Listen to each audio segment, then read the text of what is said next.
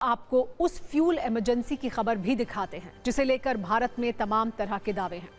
ऐसा दावा है कि कई शहरों में गैस की कमी को लेकर पैनिक बटन दब गया है, होटल बंद होने के कगार पर आ गए हैं। हालांकि इन दावों में कितनी सच्चाई है और इस पर सरकार की क्या सफाई है, इस पर आज हमने एक कुंजी तैयार की है जो आपको सारा कंफ्यूजन दूर कर देंगी।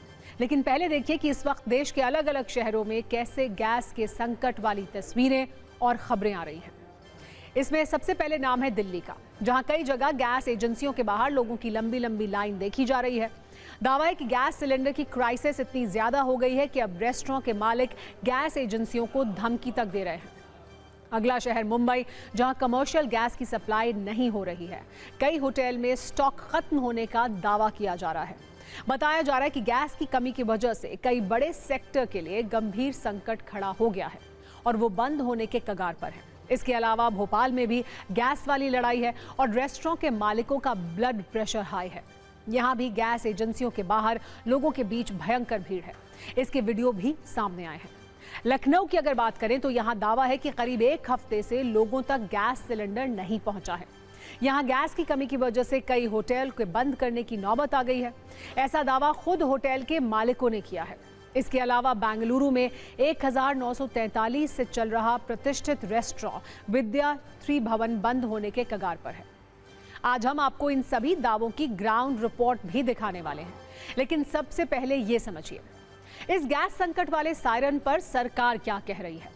सरकार ने पेट्रोलियम उत्पादों और प्राकृतिक गैस की उपलब्धता, आपूर्ति के साथ समान वितरण को नियंत्रित करने के लिए एसेंशियल कमोडिटीज एक्ट यानी जरूरी वस्तु अधिनियम 1955 की शक्तियों का इस्तेमाल किया है। इसके तहत प्राथमिकता तय की गई है। अगर किसी स्थिति में गैस की कमी होती है तो पहले किसे गैस मिलेगी और कितनी गैस मिलेगी। इसके तहत सबसे ऊपर घरों में जाने वाली पाइप गैस यानी पीएनजी के साथ सीएनजी पर निर्भर ट्रांसपोर्ट को ऊपर रखा गया है और तय किया गया है कि इन दोनों जगह पर पिछले 6 महीनों की औसत खपत के आधार पर 100% सप्लाई जारी रहेगी।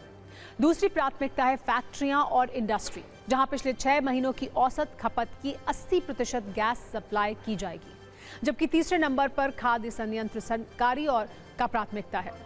उर्वरक संयंत्रों को पिछले 6 महीनों की औसत आपूर्ति का 70% गैस सप्लाई मिलेगा।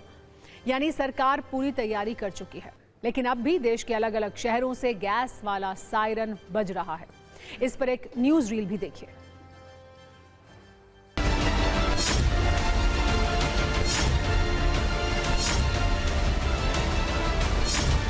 युद्ध के बाद अचानक गैस सिलेंडर्स की किल्लत हो रही है और आप देखेंगे कि गैस एजेंसीज पर लोगों की भीड़ भी आ रही है। सिलेंडर मिल रहा है आपको यहाँ पर? सर नहीं मिल रहा है। नहीं मिल रहा है। क्या कह रहे हैं ये लोग? ये लोग कह रहे हैं देखो कल आएगा, परसों आएगा। अब कब तक आएगा इसकी श्योरिटी नहीं दे रहे। मतलब अगर मुझे पता चल जाएगा 2 दिन बाद आएगा तो कुछ अरेंजमेंट किया जा सकता है। अब ये तो डायनेमिक आंसर हो गया ना कि जब आ जाएगा तब मिलेगा। 150 रुपये किलो में खरीदे गैस। ब्लैक में खरीदे। 4 किलो गैस खरीदे 600 रुपये दिए। अच्छा, बाहर ब्लैक में, जहाँ आज बुकिंग करते तो कल मिल जाता सिलेंडर, में नहीं मिल रहा सिलेंडर और बाहर से रेट भी ज़्यादा ले रहा है। 1800 रुपये सिलेंडर दे रहे हैं। 1800 कोई 1200, 1500, 1400, 1800 ऐसे जो ब्लैक में घरेलू ब्लैक में। हाँ जी, जितना मन कर रहा है उतना दुकान वाले अब वो भी मना कर रहे हैं। ब्लैक से भी नहीं मिल रहा है। ब्लैक से भी नहीं मिल रहा। 2000 का लेने की कोशिश करी, 2500 भी देने की, आ ही नहीं रहा पीछे से, तो लेंगे कैसे जब घर में बच्चे भूखे स्कूल नहीं जा पा रहे, ऑफिस नहीं जा पा रहे। तो ऑनलाइन बुक करे वो भी नहीं मिला। कल भी सुना गैस नहीं है, घर पे होटल में गैस नहीं है, होटल पूरा खाली पड़ा हुआ, खाना कैसे बनाएगा, कैसे बनाया जाए? सर सारे मतलब बंद पड़े हुए कस्टमर यहाँ पे आकर आ रहे हैं। अच्छा, हाँ जी, कमर्शियल है नहीं, ऊपर से आ ही नहीं रहे, क्या करें हम लोग। और ये परिस्थिति चलती रहेगी तो गुरुवार तक हमारा मेजॉरिटी ऑफ होटल्स बंद होएगा, क्योंकि सिलेंडर्स का सप्लाई बिल्कुल नहीं है। और हाल ही में ब्लैक मार्केटिंग तेजी में चल रहा है। 1840 रुपये का जो सिलेंडर है वो 3000 रुपये में ब्लैक मार्केटिंग में भेजा जा रहा है और ये अमाउंट, ये रेट में हमको लेके बिल्कुल परवड़ेगा नहीं है। तो उससे अच्छा होटल बंद रखना अच्छा है। आपने दिल्ली और मुंबई की तस्वीर देख ली, लेकिन सरकार का तर्क है कि स्थिति पूरी तरह से अभी उसके कंट्रोल में है। सरकारी सूत्रों के अनुसार यह खबर आई है कि एलपीजी की सप्लाई में किसी भी तरह की परेशानी नहीं है। ये भी स्पष्ट किया गया है कि किसी भी एलपीजी डिस्ट्रीब्यूटर का गोदाम खाली नहीं है और साथ ही चेतावनी भी है कि अगर किसी ने एलपीजी की कालाबाजारी की तो उन पर सख्त एक्शन लिया जाएगा। हालांकि दिल्ली, मुंबई की तरह भोपाल, लखनऊ और बेंगलुरु तक लोग गैस वाला तनाव झेल रहे हैं। एजेंसियों के बाहर लंबी लंबी कतार है और गैस के लिए इंतजार है। एक न्यूज रील इस पर भी देखिए।